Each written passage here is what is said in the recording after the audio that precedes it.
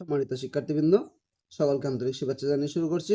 আজ আমরা সমাধান করব নবম দশম শ্রেণীর সাধারণ গণিত বইয়ের অনুশীলনী 13.2 এর 3 নং প্রশ্নের 3 নং প্রশ্নে আমাদের বলা আছে 3 + 9 + 27 + ধারাটির প্রথম 14টি পদের সমষ্টি নির্ণয় করো।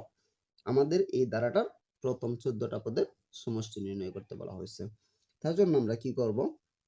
আমাদের প্রথম পদ দেওয়া আছে, দ্বিতীয় পদ দেওয়া আছে, তৃতীয় পদ দেওয়া আছে। তাহলে আমরা কি করব? দড়ি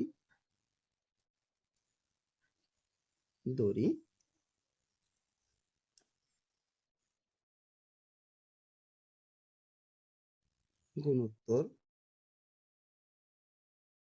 দ্বারা প্রথম পদ এ সমান 3।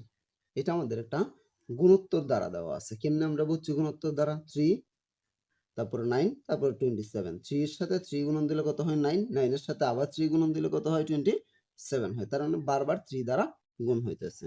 এই কারণে একটা গুণোত্তর দ্বারা প্রথম পদ এ সমান কত ধরছি আমরা? 3 ধরছি। যেহেতু গুণোত্তর দ্বারা সেহেতু আমরা সাধারণ অনুপাত নির্ণয় করব।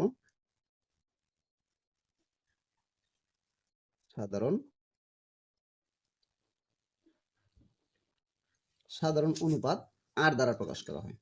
সাধারণ অনুপাত নির্ণয় করার জন্য আমাদের কি করতে হয়? দ্বিতীয় পদ ভাগ প্রথম পদ, দ্বিতীয় পদ ভাগ প্রথম পদ, অথবা যে কোনো পদ ভাগ তার পূর্ববর্তী পদ, যে কোনো পদ ভাগ তার পূর্ববর্তী পদ। এখন আমরা কি করব?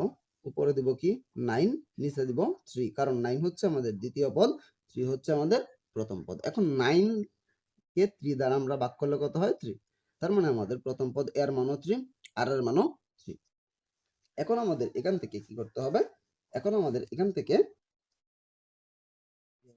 গুণোত্তর দ্বারার যে সূত্রটা আছে এটা আমাদের জানতে হবে। গুণোত্তর দ্বারার সমষ্টির যে সূত্রটা আছে, এখন আমাদের সমষ্টির সূত্র আছে দুইটা। একটা হইতেছে যদি আর এর মান 1 এর চাইতে বড় হয় তাহলে এক সূত্র, আবার আর এর মান যদি 1 এর চাইতে ছোট হয় তাহলে আরেক সূত্র।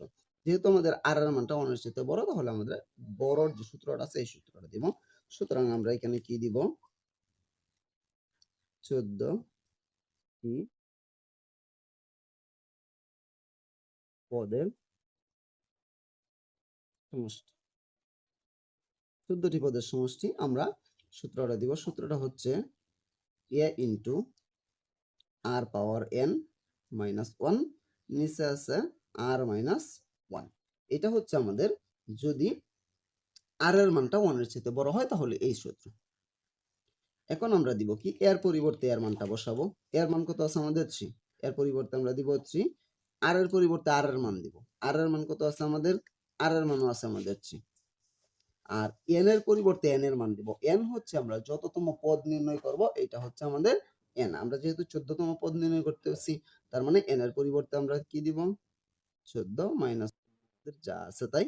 আর নিচে আর এর পরিবর্তে আমরা কি দিব? আর এর মান কত আছে আমাদের? 3। আমরা দিব 3 মাইনাস 1 ইকুয়াল, নিচে 3 থেকে আমরা 1 বাদ দিলে কত থাকতেছে আমাদের? নিচে যদি আমরা 3 থেকে 1 বাদ দেই থাকবো আমাদের কত? 2।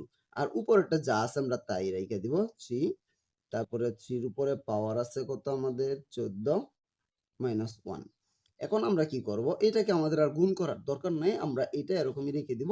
শুধুমাত্র 3/2টা আমরা একটা সামনে দিয়ে দিব। আমাদের কত হয়? 3/2, তারপরে 3 পাওয়ার 14 মাইনাস 1। এটাই হচ্ছে আমাদের এই অঙ্কের আনসার। একদম সহজ একটা অঙ্ক, এখানে না বোঝার মতো কোনো কিছু নাই। আমি আশা করি আমি বোঝাতে পেরেছি। তারপরেও যদি কারো কোনো সমস্যা থাকে আমাকে কমেন্টে জানাতে পারো, আমি সমাধান করার চেষ্টা করবো ইনশাআল্লাহ। পরবর্তী কোনো ভিডিও নিয়ে তোমাদের মাঝে অবশ্যই আসবো। সে পর্যন্ত সকলেই ভালো থাকবা। আল্লাহ হাফিজ।